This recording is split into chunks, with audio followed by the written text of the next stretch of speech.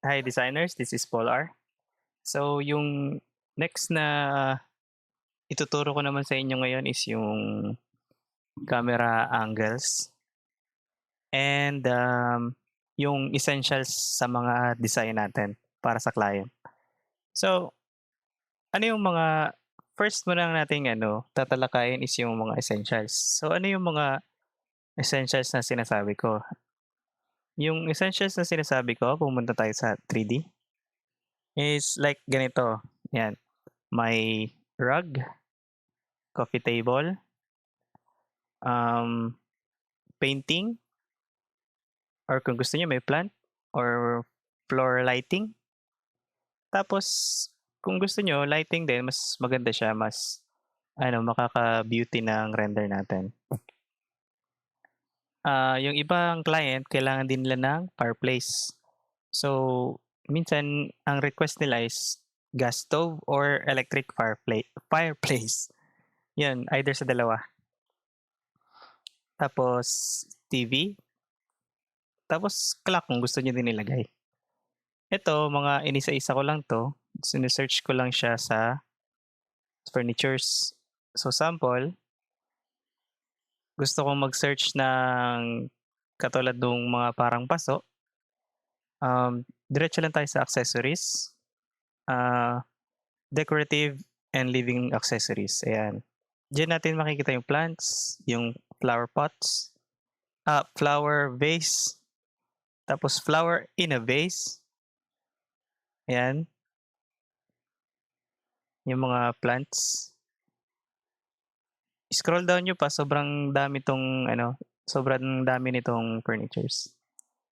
Ayan, may mga shelves din tayo. Depende sa design niyo. Minsan sa client, ang hinahanap niya is white walls, white walls lang. Ah, Dedepende din minsan. Puwede kayong mag-design sa sarili niyo. Pagagandahin niyo yung design para sa satisfaction ng client, ayan. So, ito, ito na naman sa essentials, may wall paint ako dito or may painting sa wall. Tapos yun, may vase ako dito, may mga basket, may flower pot ulit, coffee table, tapos may lounge chair ako. Depende sa lugar, sa area ng pagde-designan niyo. Dito naman sa dining table is, may tablewares ako, ayan. So, ano lang siya, kailangan mo lang gawing lively yung design mo. Ito rin yung pagtuunan niyo ng pansin, yung windows and doors. Kasi yung windows and doors, ah, minsan sa client hinahanap niya yung colors. Like sasabihin ng client, sasabihin niyang dark gray, minsan may gray, tapos yun sa'kin katulad nito, cream. Tapos meron ding special case like sasabihin niya external gusto niyang dark gray, so sa external render, yung gagawin natin from SketchUp na external to Lumion, dapat dark gray siya. Tapos pagdating sa floor planner, dapat white siya. So paano natin maano yung color ng window, i-click lang natin. Tapos ayun, frame color, coconut cream, may gray tayo, may black tapos almost black. Ayan. Ganun din sa doors. Frame color, tapos door color. Ayan. So balik tayo sa 3D, yung essential part. Ayan. So ito lang yung mga essentials sa kitchen. Kitchen naman tayo. Kailangan lang natin ito nung tall cabinet with oven. Tapos matching tall cabinet din. Minsan sa client, sasabihin niya kailangan niya makita yung American fridge. Tapos kailangan niya din, I mean sa client, minsan kailangan niya ng American fridge, minsan kailangan niya din ng integrated fridge. So, integrated fridge is parang cabinet lang din siya. Ayan. Tapos pagbukas mo is fridge na siya. Para siyang ano lang din, naka-camouflage, gano'n. Tapos, ano pa bang essential? So, lighting. Ito, drop lights or pendant. Gano'n din sa dining ko. May drop light din ako. Tapos, yung sa kitchen, ayan, minsan hinahanap din nila, full cabinet hanggang ceiling. Tapos ayun, may bridge din ako which is common sa Ireland ng ano, ng design, ayan. Tapos ano pang essential yung eto, yung coffee maker, hob, kitchen hob, 'yan lutuan nila yung hob. Kung ano, 'wag niyo din kakalimutan yung yung I mean curtains, essentials din 'yan, eh, para maging lively yung ano niyo, yung design niyo. 'Yan nagalaw ko, puwede ko na siya i-move, 'yan yung bagong update sa floor planner.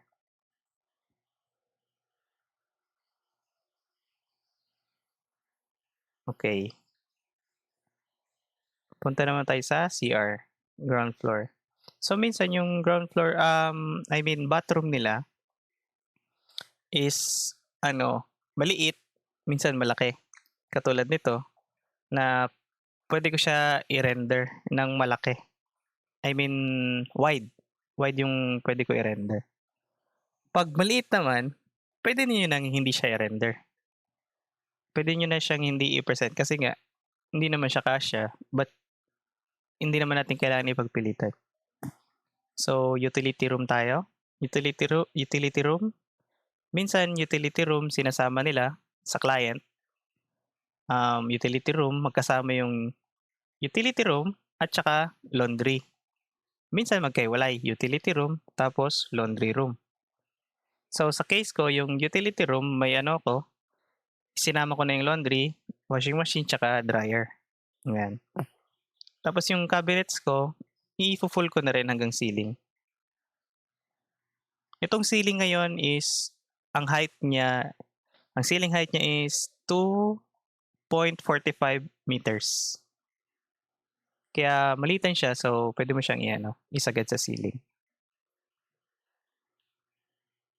So yun lang yung mga essentials ko.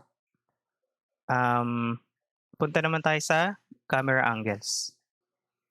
So sa camera angles, um, makikita niyo dito sa settings na 'to, 3D view settings, meron siyang show camera frame, 'yan. 'Yan lang yung parang boundary nung ire-render natin, ayan. Tapos dadagdagan natin na siya ng camera views. Ayan, meron na akong view dito, camera 2, 3, 4, 5, 'yan hanggang 11. 'Yan lang yung camera view na gagawin natin. Dapat yung sakop niya is hindi ka sosobra dito sa boundary mo. Kasi 'pag sumobra siya medyo pangit na siya tingnan.